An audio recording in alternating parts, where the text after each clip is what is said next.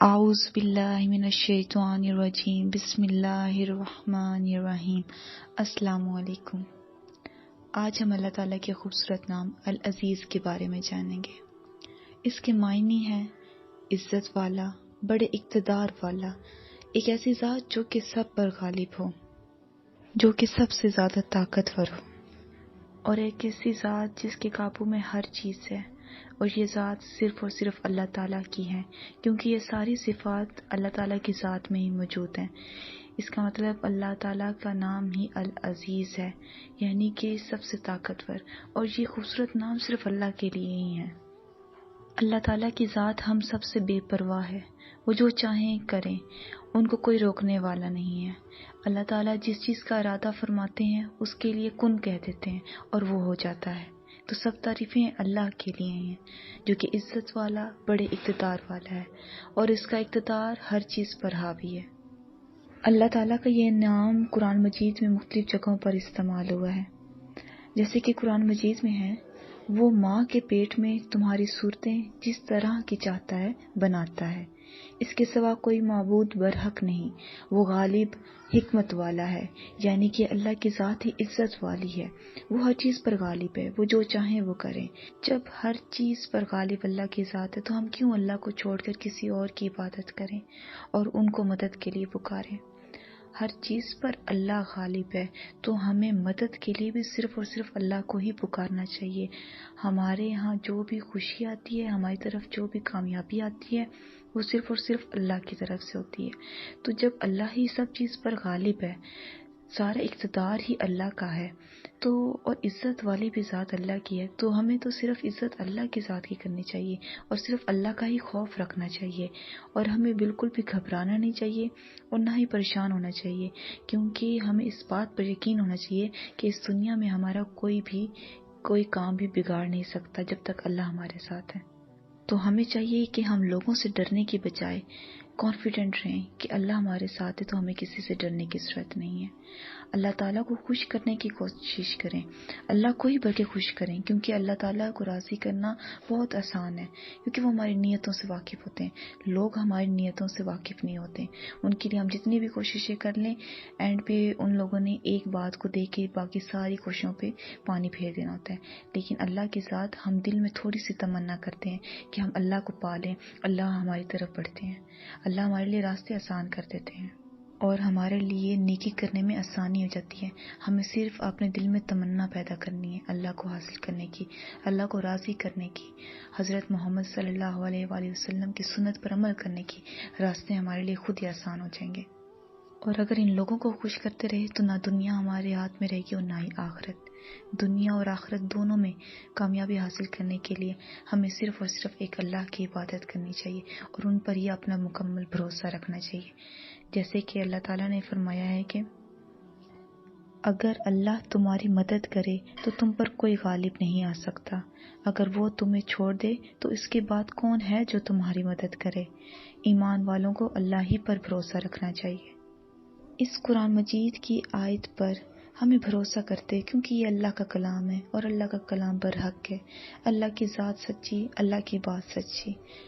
ہمیں اس بات پر یقین رکھتے ہوئے اپنا مکمل بھروسہ صرف اور صرف اللہ پر رکھنا چاہیے۔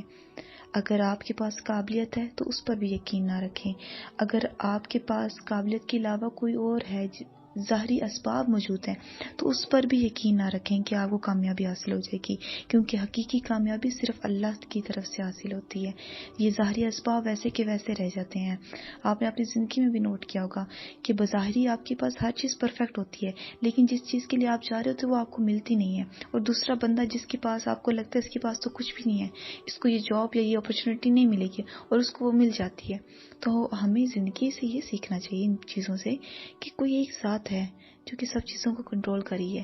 یہ مٹیریلسٹک چیزیں نہیں کنٹرول کر رہی، نہ دنیا کنٹرول کر رہی ہے مٹیریلسٹک چیزیں، نہ آخرت، صرف ایک اللہ کی ذات ہے جو کہ ان سب چیزوں کو کنٹرول کر رہی ہے۔ تو ہمیں صرف اور صرف اپنے آپ کو اللہ کے حوالے کرنا چاہیے، اللہ کی طرف رجوع کرنا چاہیے اور ان پر ہی مکمل بھروسہ رکھنا چاہیے۔ اور ہمیں بالکل بھی غمگین نہیں ہونا، نہ ہی ہمیں سست ہو جانا جب ہمارے ساتھ کوئی برا ہو۔ ہم لوگوں کے ساتھ جب کچھ غلط ہوتا ہے تو ہم سست ہو جاتے ہیں، بالکل مایوس سے ہو جاتے ہیں، ہمیں دل کرتا ہے ہم کچھ بھی نہ کریں، کیونکہ جب ہم کچھ کر ہی نہیں سکتے۔ لیکن آگے اللہ ہمیں تسلی بھی دیتے ہیں کہ تم، جیسے کہ قرآن مجید میں ہے کہ تم نہ سستی کرو اور نہ غمگین ہو، تم ہی غالب رہو گے اگر تم ایمان رکھتے ہو۔ اب اللہ تعالیٰ ساری چیز پر غالب ہے، وہ جس کو چاہے دنیا میں غالب کریں، جس کو چاہے عزت دیں۔ تو اب اللہ تعالیٰ فرما رہے ہیں کہ اگر تم ایمان والے ہو، اگر تم ایمان لاتے ہو اور جو میری باتیں ہیں ان پر عمل کرتے ہو، میری عبادت کرتے ہو، تو تب تمہیں نہ سستی کرو اور نہ غمگین ہو، کیونکہ تم ہی غالب ہوگے، تم ہی کامیاب ہوگے۔ تو ہمیں ہرگز بھی نہ ہم نے لیزی ہونا ہے، نہ ہم نے پریشان ہو کے بس ایک جگہ بیٹھ جانا ہے۔ ہم جو کر سکتے ہیں ہم کریں گے، ہم نے ایمان والا بننا ہے اور اللہ تعالیٰ پہ بھی بھروسہ کرنا ہے، بس ہم یہی کر سکتے ہیں، محنت اور اللہ پہ بھروسہ، اور زیادہ تر وقت اللہ کو خوش کرنے میں لگائیں۔ اور اس کے بعد قرآن مجید میں اور بھی جب جگہوں پہ اللہ تعالیٰ نے اپنی اس صفت کا بتایا ہے تو اللہ تعالیٰ نے ساتھ یہ بتایا ہے کہ اس غالب اور حکمت والے کے سوا کوئی عبادت کے لائق نہیں۔ تو ہمیں بھی صرف اللہ کی عبادت کرنی چاہیے، اپنی خواہشات کو ترجیح نہیں دینی چاہیے، صرف اور صرف اللہ کو ترجیح دینی چاہیے۔ اس کے بہت سے فائدے ہیں اس اللہ کے نام کو سمجھنے کے، اور پھر اس کے بعد اس نام سے اللہ کو پکارنے کے۔ اگر ہم اللہ کو اس نام سے پکاریں گے تو اللہ تعالیٰ ہمیں کسی کا بھی محتاج نہیں کریں گے، کیونکہ ہم اللہ کو اس نام سے پکار رہے ہیں، اور ہم اللہ تعالیٰ کے سامنے یہ سوالی بن کے سوال کر رہے ہیں کہ اللہ تعالیٰ آپ ہی عزت والے ہیں، آپ ہی ہر چیز پر غالب ہیں، بڑے اقتدار والے ہیں، ہمیں کسی کا محتاج نہ کریں۔ یا عزیز ہو العزیز، اللہ تعالیٰ ہمیں کسی کا محتاج نہیں کریں گے، اللہ تعالیٰ ہمیں عزت عطا فرمائیں گے، ہم مخلوق میں عزیز ہوں گے، اللہ تعالیٰ کی رحمت ہماری طرف متوجہ ہوگی۔ یہ سب نعمتیں، رحمتیں حاصل کرنے کے لیے ہمیں چاہیے کہ ہم العزیز یا عزیزو کا ورد کریں، ایک خاص ٹائم رکھ لیں، صبح کی نماز کے بعد یا مغرب کی نماز کے بعد یا عصر کی نماز کے بعد 40 یا 41 دفعہ پڑھیں، روز پڑھیں یا 41 دن تک پڑھیں، یقین کے ساتھ پڑھیں، باقی بھی اللہ تعالیٰ کے احکامات پر عمل کریں۔ اللہ تعالیٰ آپ کو لازمی بہت سے فوائد عطا کریں گے جو کہ میں نے شاید ایکسپلین بھی نہیں کیے ہیں، لیکن آپ کو اپنی زندگی میں خود وہ نظر آئیں گے۔ اللہ کے لیے جئیں، اللہ کے لیے اپنا وقت نکالیں، اللہ آپ کو اس دنیا میں بھی عزت عطا فرمائیں گے اور آخرت میں بھی عطا فرمائیں گے۔ جو اللہ کی بات جانیں اس کو آگے پھیلائیں اللہ کی رضا کے لیے، تاکہ یہ ہمارے اعمال ضائع نہ ہو جائیں۔ آمین۔